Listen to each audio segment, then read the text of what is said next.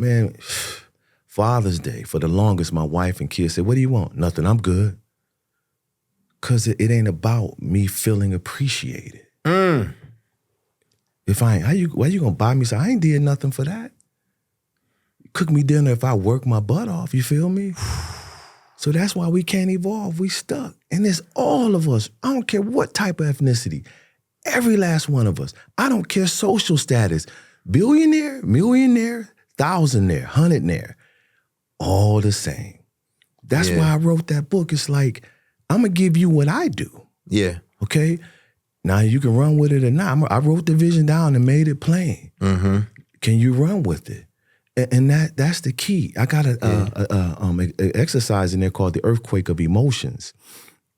On the surface, which is the epicenter, you will see anger. And then you see a house is basically almost demolished, the roads cracking. The second layer, you see the seismic waves, which comes up from the hypocenter. Mm-hmm. So I have a list of emotions at the hypocenter, at the seismic waves road, and we have anger. As men, we typically stay surface. If we hurt, we angry. If we sad, we angry. If we mad, we angry. Mm-hmm. But what about when you're hurt, you hurt. When you're depressed, I'm depressed. Mm-hmm. When I'm lonely, I'm lonely. Mm-hmm. See, when we start expressing those emotions at the hypocenter level, now there is no seismic waves. Yeah. There is no damage to the things that we love most on the surface. That's good. We're stopping it where it begins. And that's why I believe, the Most High said, cast your cares upon me. The brain isn't meant to hold the trauma. That's good. Be anxious for nothing. So it's all there. It's we have to unlearn what we've been deceived a man is and what manhood is, and be willing to evolve. So I walk away and I hear some incredible things that I know I can take away from this conversation. And obviously I'm going to read this book because I know as a man, I'm excited to hear more. But I also think about, we're not the only people conditioned to expect a certain expression of masculinity. There are some women who expect us to be that way. Okay, when you say an expression of masculinity, what do you mean? Okay, well, provider, protector. That's all. Right. Some women have been conditioned to only see us as those two things. What would you say to men who are dealing with women who are just like, why are you being all ugh? You acting like a girl. You emotional. Like, you doing too much. Man, I get asked that all the time. Everywhere I speak, brothers are terrified of being perceived as pusillanimous or soft by their women. Like, that's the worst. I use myself as an example. When I was breaking free from emotional incarceration, I remember a time I'm in the car with my wife, Nicole. And yes, Nicole, you be watching, she knows what I'm about to say. And for the first time, I didn't have to raise my voice during a disagreement.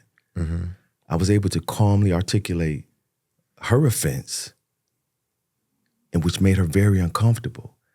Because a lot of times women are used to us being emotionally unstable. Even when they're wrong, we make them right when we lose control of our emotions. You said what you done said. So my goal, I don't lose them no more. I introspectively bob and weave when them words, I know it hurt me. Yeah, you failed again. Why'd you do that? I just move. I'm out the way. She don't see it, but inside I'm doing that. And I stay calm. So I'm expressing this. No, you shouldn't have said that. I forgot what had happened. She says, you're the most emotional man I ever met in my life. And gets out the car and boom, close the car door. So I'm sitting in the car and she going in the grocery store. I'm like, oh no, this ain't me. Like, I'm not going out like, no, I don't even want to say it, but you know what I mean? And I said, you know what? I'm gonna go back to being that dog Nigga.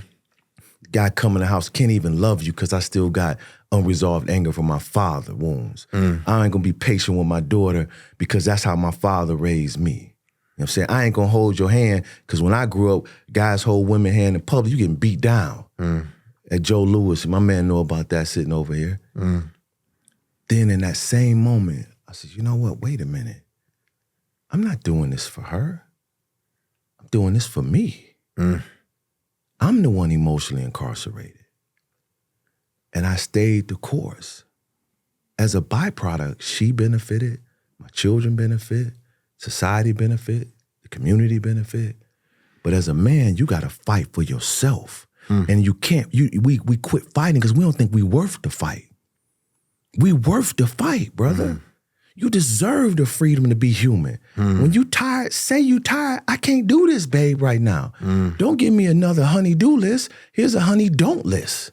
Wow. You know, I got that in there for brothers as well. Yeah. Because everything is geared toward making our wives happy, and even they're starting to see it makes them miserable. We don't say happy wife, happy life. Me and my wife say happy spouses, happy houses. Wow, that's good. And so it's fight. Like, I get it. But if you're dating and you're not married, me and you locked in. But for the single guy, and he says, look, you know, he lets his guard down and let a woman, you know, see, hey, I'm hurting today, you know, had a rough day at work, you know, whatever it is. And she's like, oh, you soft. What you, what's going to happen if he do this? Your boss do this? What, you going to quit like a girl? He got to stay mature. He got to stay locked in. Say, oh, you're not worthy of me. Oh, thank you. Here, I keep it normal. I pay for this. You'll never hear from me again. Thank you, Most High, for showing me who she was. Wow. See, we got to shift our mentality. We got to act like we bring something to the table, too. I got a beautiful wife, man. I can't, like, if she want to make love, I can't really turn it down. Some days I do to keep her honest. Just like if you're playing sports, you know, you got a great defense, and they, like, up on the line of scrimmage trying to smother your receivers, you got to run play action, do other things to get them off the line to keep them honest. Women don't want you always to, come on, babe, let's go. Every time she wants to, that does nothing for them. I understand it takes two to have great sex. It takes two to really be intimate. And then what's deeper, when I became a comprehensive man, and I share this in the lover chapter, I was able to heal my wife from something she could never let go while making love. She had my wife had 5 miscarriages. She's a warrior, like, and had to endure, like, her 5th miscarriage was Olivia, our daughter. She lived to be 5.5 months. And so for them to take her out, they had to create an incision that was vertical instead of like a C-section. And it made my wife very self-conscious, you know? And no matter how many times I tell her, like, you're beautiful, babe, that scar represents what you brought through this earth. We got a beautiful daughter and son after, because they used the same incision to bring him through.